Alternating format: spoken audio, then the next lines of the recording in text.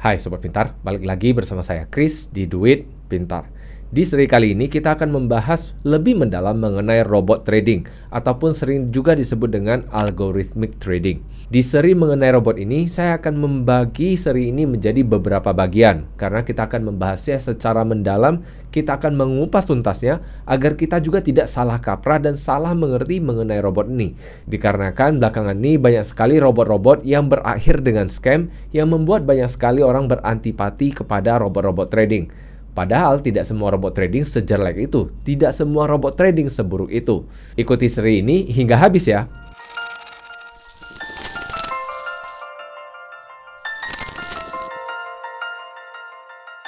Seperti biasa nih, sebelum mulai, BPJS dulu dong, bayar pakai jempol, share, dan subscribe saja. Episode dari Duit Pintar akan selalu saya hadirkan di setiap Senin dan Kamisnya. Jadi Sobat Pintar bisa dapatkan episode yang lebih banyak dari Duit Pintar. Seri mengenai robot ini kita akan bahas menjadi 3 bagian utama. Bagian pertama adalah membahas mengenai pendekatan. Bagaimana pendekatan dari transaksi yang akan dilakukan. Kemudian bagian kedua kita akan membahas contoh-contoh strategi yang biasanya robot-robot ini lakukan. Dan yang ketiga kita akan membahas mengenai bagaimana robot-robot ini melakukan pengelolaan risiko. Dan di bagian terakhir kita akan melakukan evaluasi bagaimana suatu robot ini bertindak, apakah robot ini baik atau tidak baik. Namun sekedar mengingatkan sebelum kita membahas, di episode sebelumnya kita sudah membahas mengenai model bisnis dari robot trading. Jadi ikuti juga episode sebelumnya. Di dunia trading ataupun active investing ataupun investasi jangka pendek, pendekatannya bisa terbagi menjadi beberapa jenis. Yang pertama adalah intraday trading, yang kedua adalah swing trading, dan yang terakhir adalah position trading. Saya akan coba jelaskan satu persatu secara singkat dan apa saja yang harus difokuskan ketika kita menggunakan salah satu dari pendekatan ini. Karena bisa dibilang cukup mustahil dalam satu robot memiliki 2 pendekatan sekaligus. Singkatnya, kalau kita berbicara soal intraday trading, maka ini berbicara soal transaksi jangka pendek. Pendeknya pendek sekali. Bahkan sesuai dengan namanya intraday, yang artinya transaksi akan dibuka dan ditutup di hari yang sama. Walaupun pada praktiknya banyak sekali orang-orang yang mengaku sebagai intraday trading ataupun intraday trader, sayangnya mereka tidak menutup posisi mereka di hari yang sama, dikarenakan mereka mengalami posisi kerugian yang belum bisa mereka realisasikan. Ini adalah menurut saya contoh intraday trader yang tidak benar ataupun agak keliru, dikarenakan intraday trader seharusnya sangat disiplin terhadap aturan baku yang sudah mereka buat. Contoh-contoh sebutan lain dari intraday trader adalah scalper ataupun day trader, ataupun mungkin ada sebutan lain yang mungkin saja saya nggak tahu. Karakteristik utamanya dari intraday trader adalah biasanya mereka buka dan tutup posisi di hari yang sama. Kemudian ada kecenderungan mereka membuka posisi lebih dari 1 kali di hari yang sama. Dan pada umumnya mereka tidak menargetkan profit yang banyak-banyak. Jadi yang penting sedikit namun sering. Dan umumnya intraday trader akan mengejar winning rate ataupun persentase kemenangan dibandingkan kerugian yang tinggi. Jadi mereka akan cenderung mengejar angka kemenangan yang lebih besar, misalnya di atas 90%. Namun di sisi lain intraday trader ada satu kelemahan utama, yaitu biasanya mereka akan mengorbankan yang namanya risk to reward ratio.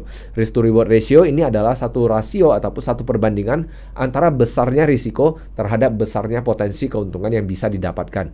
Biasanya angka risk to reward ratio yang mereka dapatkan itu cenderung di angka 1 ataupun lebih kecil daripada 1. Yang mana kalau bercerita soal trading sebenarnya lebih disarankan kalau bisa mendapat angka di atas 3. Yang artinya 1 kali kemenangan bisa menutupi kerugian dari 3 kali kerugian. Ini adalah contoh gamblangnya. Pendekatan kedua yaitu swing trading. Sesuai dengan namanya yaitu swing, yang artinya ayunan. Sehingga ada kecenderungan dari swing trader untuk membuka posisi yang agak lebih panjang. Biasanya antara 3 minggu hingga 6 minggu. Ada sih yang beberapa yang hingga beberapa bulan, tapi agak jarang. Karena nanti kalau agak panjang lagi, ini akan masuk ke kategori yang ketiga. Jadi saya coba jelaskan yang kedua, yaitu swing trader. Swing trader karakteristiknya biasanya mereka tidak membuka posisi yang terlalu sering. Mungkin dalam 1 bulan mungkin hanya beberapa puluh kali, jadi nggak terlalu banyak. Dan mereka biasanya nggak akan memaksakan buka posisi, karena mereka tidak memiliki target jumlah posisi. Yang mereka targetkan biasanya adalah jumlah keuntungan dari setiap transaksi. Sehingga ini membuat mereka memiliki risk to reward ratio yang cenderung lebih besar. Namun, dikarenakan swing trader ini membuka posisinya agak lama, mereka memiliki risiko pasar yang cenderung lebih tinggi.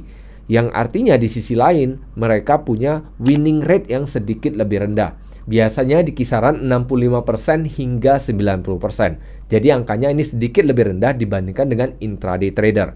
Namun biasanya swing trading ini agak jarang digunakan terutama untuk para produsen robot. Dikarenakan transaksinya lebih jarang. Nanti saya akan jelaskan mengapa ada fenomena demikian. Dan jenis yang terakhir yaitu jenis position trading. Position trading ini membuka posisi biasanya berbulan-bulan hingga bertahun-tahun. Jadi sudah mirip dengan investasi jangka pendek. Kecenderungan dari position trader adalah mereka akan cenderung memiliki target yang jauh lebih panjang sehingga mereka ingin mendapatkan ayunan harga yang jauh lebih besar. Ataupun biasanya kita sebut dengan pergerakan pasar yang mayor ataupun pasar utama. Jadi ketika ada pergerakan pasar yang utama, misalnya ada crash tertentu, mereka akan masuk di masa tersebut. Namun, dikarenakan mereka menunggu golden moment seperti itu, biasanya nih, mereka akan jarang sekali membuka posisi. Dan kalaupun mereka membuka posisi, ini akan dipegang ataupun disimpan untuk waktu yang lebih lama sekali. Dikarenakan sifat alaminya yang cenderung memegang posisi ataupun menyimpan posisi agak lama, ini membuat banyak sekali orang tidak suka untuk melakukan position trading. Namun pada umumnya kalau misalnya kita bertransaksi dengan menggunakan metode position trading dan kita bertransaksi di instrumen yang berfundamental yang baik, ada kecenderungan, ingat ada kecenderungan bukan kepastian, di mana posisi yang dipegang ataupun posisi yang disimpan akan bergerak secara otomatis sesuai dengan apa yang kita inginkan. Yaitu biasanya kalau kita membeli ataupun menyimpan aset dengan fundamental yang baik, cenderung kita ingin harganya naik. Jadi ini adalah hal yang bisa dibilang cukup otomatis. Oleh karena itu, ini akan masuk ke hal yang berikutnya, yaitu bercerita soal durasi dibandingkan dengan risiko. Ada kecenderungan semakin panjang durasi, maka semakin kecil pula risikonya dan semakin besar pula toleransi terhadap risikonya. Oleh karena itu, saya yakin nih, Sobat Pintar sering juga dapat nasihat. Selama masih muda, ambil risiko yang lebih tinggi. Dikarenakan kita masih memiliki waktu yang lebih panjang, sehingga kita memiliki toleransi terhadap risiko yang jauh lebih tinggi dibandingkan dengan orang-orang yang lebih tua usianya. Sama juga dengan dunia trading ataupun dunia investasi yang aktif, maka intraday trading akan cenderung memberikan kita risiko yang lebih tinggi. Risiko ini bisa dalam bentuk risiko dari transaksinya sendiri, ataupun risiko yang kedua adalah risiko dari kesalahan transaksi ataupun kesalahan analisis. Dikarenakan transaksinya lebih sering, waktu untuk membuat PR atau melakukan analisis biasanya akan cenderung lebih pendek dan lebih impulsif. Berbeda dengan intraday trading, maka swing trading dan position trading ada kecenderungan dengan transaksi yang lebih jangka panjang dan mereka memiliki waktu yang lebih panjang dalam menganalisis, sehingga mereka sering juga disebut dengan istilah sniper ataupun penembak jitu. Jadi mereka tembaknya sekali-sekali tapi sekali tembak kena. Ini adalah hal yang sering terjadi di pasar. Namun bukanlah suatu garansi kalau kita adalah swing trader ataupun position trader kita pasti akan mendapatkan keuntungan.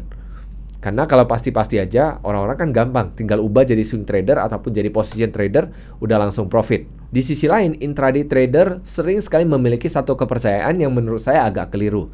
Banyak sekali di antara mereka yang mempercayai bahwa semakin banyak transaksi dilakukan, maka sama dengan mendapatkan keuntungan yang semakin banyak.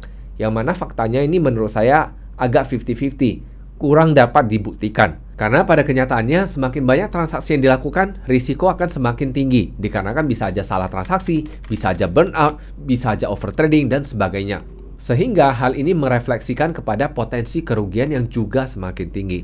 Namun seperti yang sudah saya janjikan tadi, saya akan menjelaskan mengapa ada kecenderungan dari pembuat robot untuk memilih salah satu dari pendekatan ini. Pada umumnya, pembuat robot mereka akan cenderung untuk melakukan pendekatan yaitu intraday trading. Dan ini menurut saya nggak bisa salahkan sepenuhnya kepada si pembuatnya, karena ini adalah hal yang sangat manusiawi. Menurut saya pendekatan intraday trading paling sering digunakan untuk pembuat robot dikarenakan ada 3 penyebab utama. Penyebab pertama adalah banyaknya klien yang ingin uangnya bekerja terus. Jadi semakin sering bertransaksi sebagai si klien atau investor, mereka ada kecenderungan untuk mengharapkan keuntungan itu akan lebih cepat datang. Oleh karena itu, intraday trading juga bisa memberikan penyebab yang kedua, yaitu bisa mendapatkan hasil baik profit ataupun loss alias kerugian yang lebih cepat terrefleksinya. Jadi hasilnya tuh cenderung lebih instan. Dan yang ketiga tentunya sering sekali si pembuat robot juga merupakan agen dari perusahaan pialang ini, yang artinya mereka mendapatkan keuntungan dari setiap transaksi yang terjadi. Semakin banyak transaksi, ya semakin banyak komisi ke mereka. Jadi menurut saya pemilihan intraday trading merupakan kombinasi dari kedua belah pihak ini. Jadi kedua belah pihak memang memiliki kepentingan yang bisa saya katakan sama, yang akhirnya membuat para pembuat robot cenderung membuat intraday trading sebagai pendekatan utama yang dipilih. Intraday trading seperti yang saya sebutkan tadi, bisa scalping, bisa day trading, ataupun yang sejenisnya. Ada yang menggunakan istilah lain seperti position day trading, yang mana ini cenderung lebih jarang transaksinya. Tapi intinya masih juga berkutat pada day trading. Pada umumnya, dari pendekatan yang manapun ini, ada 3 risiko utama yang bisa dihadapi oleh semua pendekatan ini. Risiko yang pertama tentunya risiko dari pasar sendiri. Risiko kedua adalah risiko burnout ataupun analisis yang salah. Dan risiko yang ketiga adalah risiko overtrading. Saya jelaskan satu persatu. Risiko yang pertama tentunya di pasar sendiri, karena volatilitas pasar naik turunnya harga ini bisa membuat pergerakan harga tiba-tiba berubah arah. Terutama apabila ada pengumuman tertentu yang cenderung bersifat instan dan bisa saja memengaruhi apa yang bisa terjadi di masa mendatangnya. Misalnya tiba-tiba ada pemimpin dari bank sentral tertentu yang mengumumkan hal tertentu juga yang bisa membuat iklim ataupun ekosistem dari negara tersebut berubah 180 derajat. Ini bisa aja mengubah pergerakan harga aset tertentu. Yang kedua tentunya adalah risiko kesalahan analisis alias burnout. Jadi dikarenakan melakukan analisis yang terlalu banyak, akhirnya agak penat dan bisa aja analisisnya menjadi salah. Ataupun bisa aja analisisnya menggunakan banyak sekali indikator, sehingga ini menyebabkan satu penyakit yang dinamakan dengan analisis paralisis, yang mana ini diakibatkan terlalu banyak konfirmasi yang ditunggu, akhirnya analisisnya malah menjadi salah. Ataupun risiko yang ketiga yaitu risiko overtrading, dikarenakan mengejar target tertentu, transaksi yang dilakukan semakin lama semakin banyak. Ini bisa aja terjadi. Namun kecenderungan 3 risiko ini paling besar terjadi pada si intraday trading. Sedangkan risiko terbesar untuk swing trading dan position trading adalah risiko pasar. Dikarenakan mereka akan memegang ataupun menyimpan posisi mereka dalam jangka waktu yang lebih lama, sehingga apapun yang terjadi di tengah-tengah perjalanan itu, ini akan menjadi risiko dari posisi ini tersendiri. Yang akhirnya bisa aja yang sudah untung banyak tiba-tiba jadi rugi. Ya tentunya ada mekanisme tertentu untuk melindungi dari keuntungan ini. Lalu kira-kira gimana nih kalau mau identifikasi pendekatan yang baik? Untuk mengidentifikasi pendekatan yang baik, menurut saya ada 3 cara. Yang pertama adalah cek dari risk to reward ratio. Tentunya kita nggak bisa nanya si tradernya, bos kira-kira ini risk to reward ratio-nya berapaan? Mungkin aja jawabannya ini agak gamblang dan juga agak mengambang. Jadi yang bisa kita lakukan adalah kita cek data histori dari transaksinya dan kita lihat kalau misalnya untung rata-rata untungnya berapa banyak, kalau rugi rata-rata ruginya berapa banyak. Dengan begitu kita punya gambaran kira-kira nih kalau terjadi risiko ini berapa banyak, terjadi keuntungan berapa banyak, kita bandingkan yaitu dengan cara mengambil rata-rata keuntungan ini dibagi dengan rata-rata kerugiannya. Kalau angkanya di atas 1 ya cenderung lebih baik.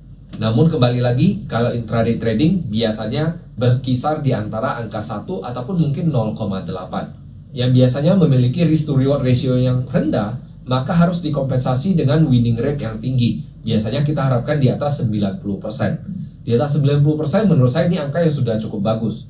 Namun tentunya harus ditotal kembali dan diperhitungkan kembali apakah layak untuk diinvestasikan. Yang mana kita akan bahas lebih mendalam cara menghitung dan menilainya di seri yang keempat nanti. Kemudian bagian yang ketiga yang harus kita telaah kembali yaitu jumlah posisi yang terbuka ataupun floating position. Ini adalah indikator penting untuk kita menilai, karena menurut saya floating position yang berlebihan ini bisa berarti bahwa si trader ataupun si robot ini secara algoritma tidak mampu untuk mengeksekusi transaksi dengan baik, sehingga dengan kata lain ada sedikit tebak-tebakan.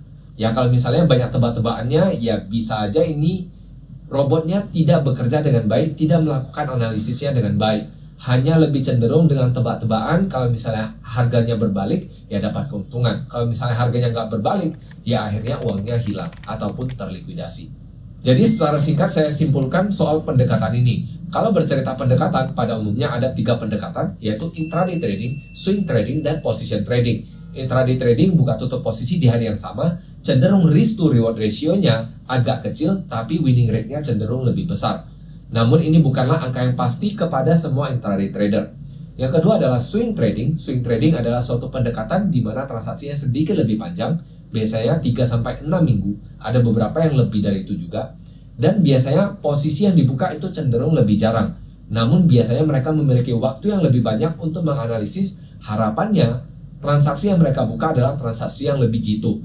Dan biasanya mereka memiliki risk to reward ratio yang lebih tinggi, namun winning rate mereka sedikit lebih rendah daripada intraday trader. Dan yang terakhir adalah position trading. Position trading adalah pendekatan di mana kita membuka posisi dari berbulan-bulan hingga bertahun-tahun. Biasanya ini adalah cara yang sangat jarang digunakan, dikarenakan orang-orang kan nggak sabar melihat hasilnya. Orang-orang kan cenderung ingin hasilnya lebih instan. Makanya oleh karena itu, orang-orang lebih memilih ketika membuat robot, mereka menggunakan pendekatan intraday trading. Alasannya dikarenakan klien nggak mau duitnya tidur ataupun nggak bekerja. Yang kedua adalah mereka ingin lihat hasilnya lebih instan ataupun lebih cepat. Jadi kedua belah pihak ini mau lihat hasilnya langsung. Dan yang ketiga yang tidak kalah penting, yaitu si pembuat robot sering sekali merupakan afiliasi dari si perusahaan pialang. Yang artinya mereka dapat komisi dari setiap transaksi yang terjadi. Alhasil karena ketiga alasan ini, maka pembuat robot cenderung memilih menggunakan pendekatan intraday trading. Di samping itu, kalau misalnya kita ditawarkan nih robot-robot tersebut, maka ada 3 hal utama yang harus kita tentukan. Yang pertama, kita cek risk to reward ratio-nya, caranya dengan membandingkan rata-rata keuntungan dan rata-rata kerugian. Yang kedua adalah cek winning rate mereka, rata-rata jumlah keuntungan mereka dibandingkan jumlah kerugiannya.